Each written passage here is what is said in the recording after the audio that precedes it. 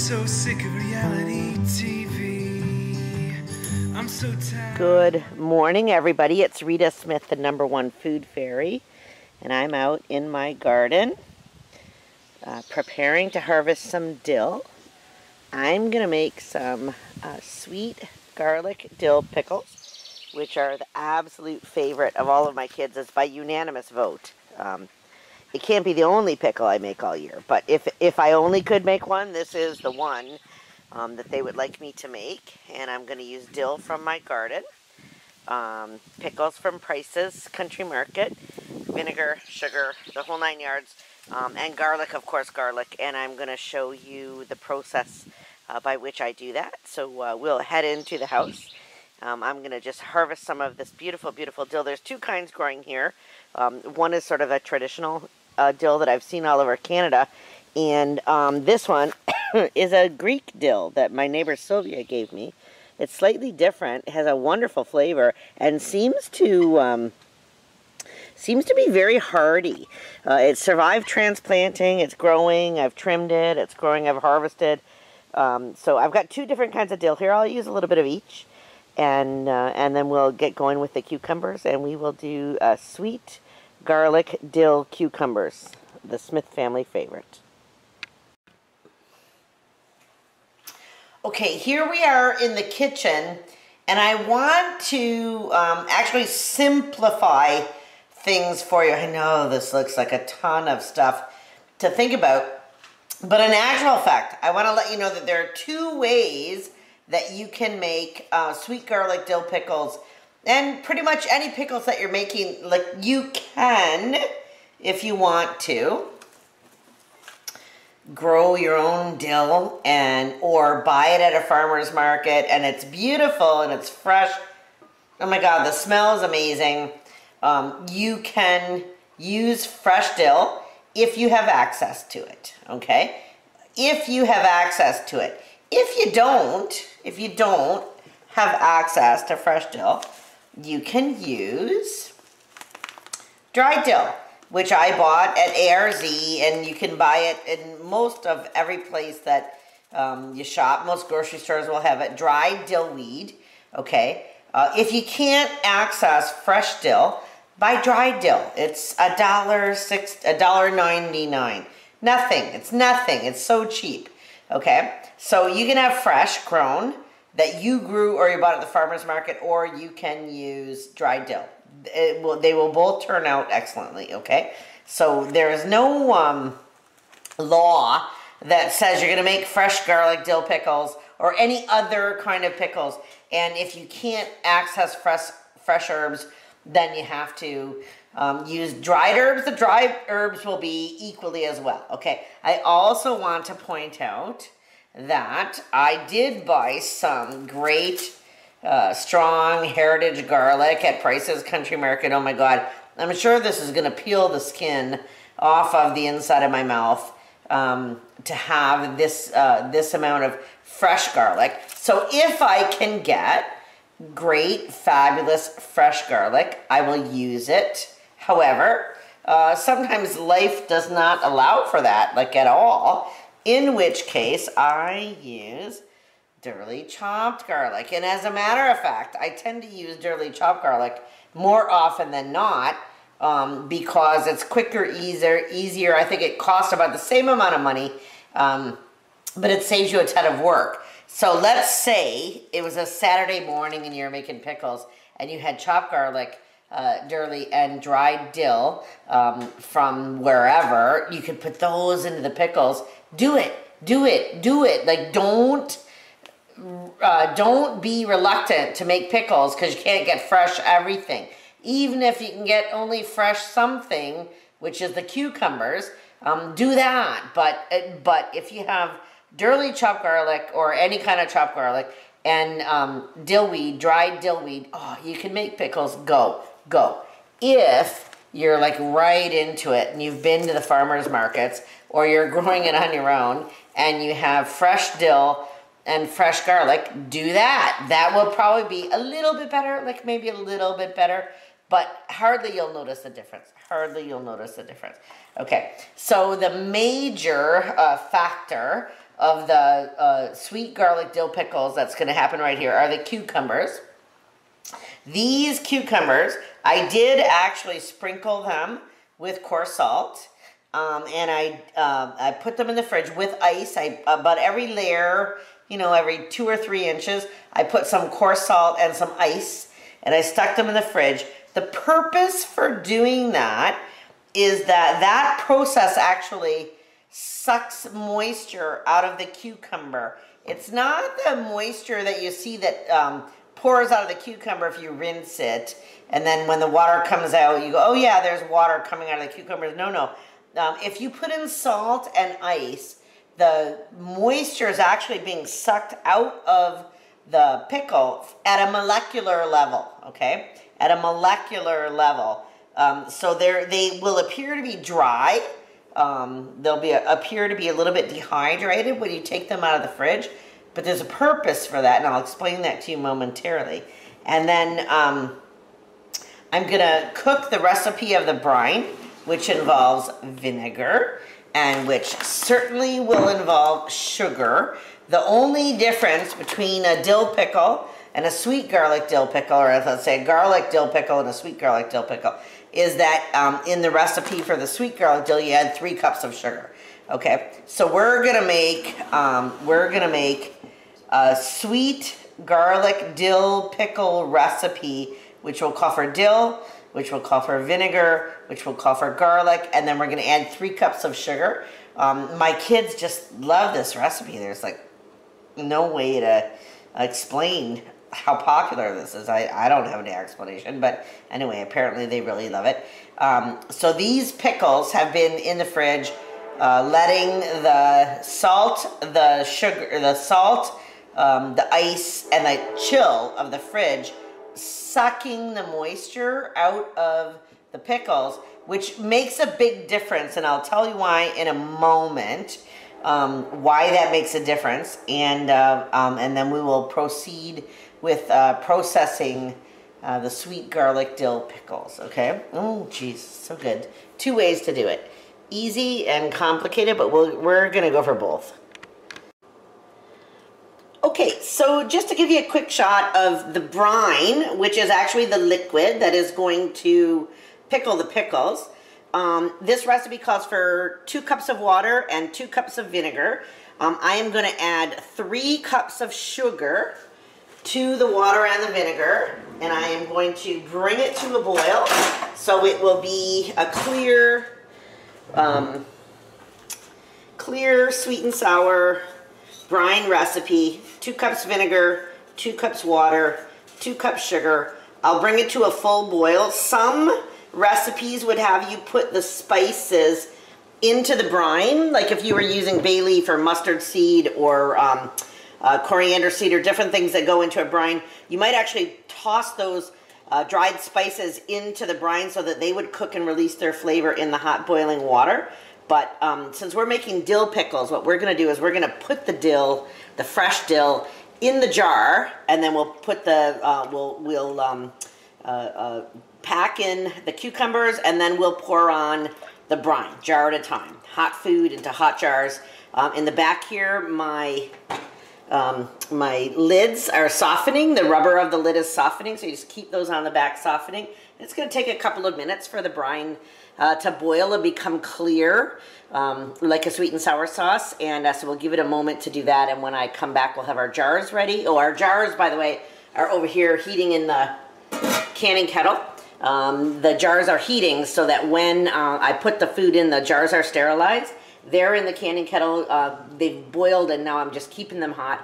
And then we'll pack the cucumbers, pour in the brine, put in the dill, the garlic, and we'll have sweet garlic dill pickles, okay? Okay, so to do my best to help you, I'm going to show you how to do sweet garlic dill pickles with both processed garlic and dried dill, and fresh dill and fresh garlic, okay? So the dill's a little bit wilted because it was in the fridge overnight, but that's okay. It'll still taste delicious. I am going to clean the garlic. Jeez, oh Pete, that's a sturdy stalk of garlic. There we go. Clean the garlic and make it into cloves so that I can put some in each jar and trim the dill, and I'll come back and I'll show you how to put it into the jars after I've done that. So here we are back, and I am going to start stuffing these jars. I'll do the easiest one first, which is with the dried dill and the packaged garlic. And actually, I made a mistake. I should not have taken 2 jars out at once, because you're supposed to work 1 jar at a time, hot food into hot jars. So we'll work on this jar right here. I need to do kitchen scissors. And normally speaking, I would put about a tablespoon, like a heaping tablespoon of dill, that's probably a bit too much, of dill into the jar. Okay, that's dried dill, in it goes. And I'm gonna put a good solid, you know, maybe 2 tablespoons of garlic in here. Okay, that's a lot. Okay, there's the garlic. So I don't need any fresh dill because I've got the dried dill, and I don't need any fresh garlic because I've got the dried garlic. And then what I'm going to do is begin to pack the cucumbers into the jar. Ow, that's hot. I find for sweet garlic dill, quartered cucumbers are actually the most space efficient. For full sours, I use whole pickles because that's what you need to do. But for lots of other pickle recipes, you can use quartered pickles, or for bread and butter, you slice them up. Obviously, at any point in time when you're cutting the cucumber, you're going to be able to fit more into the jar, because a whole cucumber is a real space hog. You can't get a whole lot around the edges of a whole cucumber. So I'm going to pack as many quartered cucumbers in here as it's possible for me to do. I have already soaked them, or not soaked them, but chilled them with coarse salt and ice, and I poured a ton of water off of them. And the ice too, like it's not, all the water is not melting ice. A lot of the water is coming out of the cucumbers, and that means that we will have less floatage among the jar when it's a couple of weeks old. You can see if you've done a good job of chilling and a good job of packing, then you only have a little bit of space at the bottom. But if you hurried through the process, didn't chill them, didn't salt them, didn't refrigerate them for a few hours, I like to do it overnight actually, and weren't careful when you packed them. I'm not doing my best packing job ever here because I'm talking to you, but weren't careful when you pack them, then you'll end up with only like half of a jar of pickles, and a ton of brine will get wasted in that jar, a ton of brine. So I'm going to put as many slices in here as I can, as many quarters. Okay, get them in there. Okay, I could have done a better job if I was paying more attention to the jar, but anyway, this will be a representative jar, okay? So then, once you've got it as packed full of pickles as you can get it, I normally do this right at the stove, but just so that I can show you how, I'm going to bring the brine over here and get hot brine. You don't cook these pickles. These pickles do not get cooked. Hot brine. Ooh, it smells so good. So now the dried dill and the processed garlic is in there. That's the quickest way to do these pickles, okay? So I'm going to put a lid on that jar, and I'm going to process it for 15 minutes in boiling water. I'm just going to put the lid on, as they say, fingertip tight. You don't want it to be too tight. That's a myth. Just fingertip tight, because air is extruded and a vacuum forms through that lid. Okay, so here's, that's going to go in the pan, and I will get out the second jar. I'll show you the panning process later, probably in a whole separate video. Let's see if we can get that. Come on. Okay, so this one's going in the pan for 15 minutes, and I will set the buzzer. It looks beautiful, actually. and then we'll get the next one going. So let's do timer. Nope.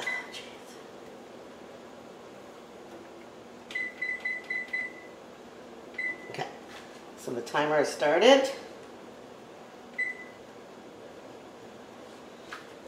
Now here's the jar with the fresh dill. Okay, so I'll put in some dill weed from the garden. It's nice to have the fresh heads if you can get them. Okay, and some of these cloves I accidentally smushed while I was pounding the skin off of them. But okay, so now I've put in fresh garlic, which will be really strong fresh garlic, fresh dill. And I will pack this once again full of cucumbers. Okay, we'll see if I can actually do a better job this time. You know what, I'll stop the video because you've seen me do this and you don't need to see me do it twice. So we'll come back quicker and I'll probably do a better job. Okay, I think I did a pretty good job of getting those packed. And now I'm putting the sugar, water, vinegar, brine over top. The dill and the garlic is already in the jar. It's not cooked in the brine. Sometimes some recipes call for that, but not this one. Okay, there we go. All right, now I'm gonna get a lid, which has been softening in a pan of just not even simmering water, just hot water. It's not boiling, it's not simmering. You don't want the lids to boil because, there we go, fingertip type. It will boil the rubber off of the container, or of the lid rather. So here's a pretty well packed jar of sweet garlic dills. That's gonna go into the pan to be processed for 15 minutes. And I'm just going to use up the rest of my little cucumbers with some small jars that I've got going on here. But you can see, you can do this the fussy Martha Stewart way with homegrown dill and heritage garlic. That's a good way. It's a good way. I'm not saying it's not a good way. Or you could do it with store-bought dill, dried dill and store-bought garlic. That's a good way too. And honestly, when I started this recipe, I only used store-bought stuff. I only was lucky enough to have dill since I moved out here. To Durham. So you can do it both ways, and I encourage you to do it both ways, you know, or to do it in the easiest way that will actually allow you to make pickles. Just make some. You'll be so happy, and your family will be so happy. Okay, I just wanted to explain and demonstrate for you why, when your pickling recipe calls for you to chill the cucumbers, either sliced, quartered, or however you've got them, chill the cucumbers with layers of coarse salt and ice. You put them in the fridge. Some recipes say for 3 hours. I kind of like to do it overnight if I get a chance. But what happens when you put the sliced or quartered or in any way processed cucumbers into the fridge with salt and with ice, is that it draws moisture out of the cucumbers at the molecular level. When you pour all that water off the next morning or 3 hours later, you're not pouring off the water from the melted ice. In most cases, the ice is still there. But what it's done is it's drawn moisture out of the cucumbers so that you can pack them as firmly as possible into the jars. That jar is still hot. As firmly as possible into the jars. And then you won't get, which is the worst thing possible, floatage with your pickles. And here's, look at that, there's floatage for you, okay? I got tired and bored of gherkins on my third batch or my second batch. And I just didn't feel like chilling them in the fridge with salt and ice. And so I just pickled them as I had them. And look at how much brine is being wasted in that jar. I couldn't pack nearly the number of tightly packed, kind of condensed pickles into this jar because I did not let them set in salt and ice, okay? So these ones I definitely did set in salt and ice, and you can see there's very little floatage, tiny bit. There'll be more as the months go by, but tiny bit of floatage, and then the bread and butter pickles, because they're almost like in dimes, not in quarters.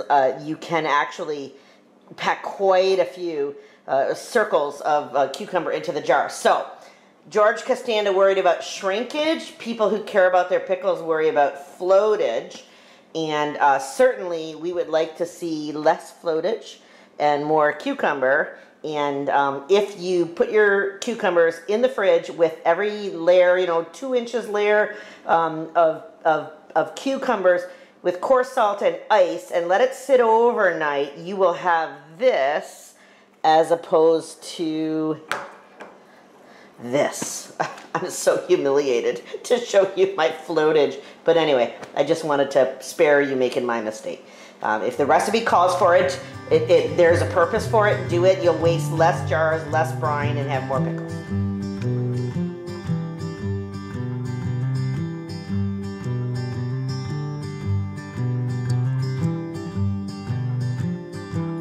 I'm so sick of reality TV.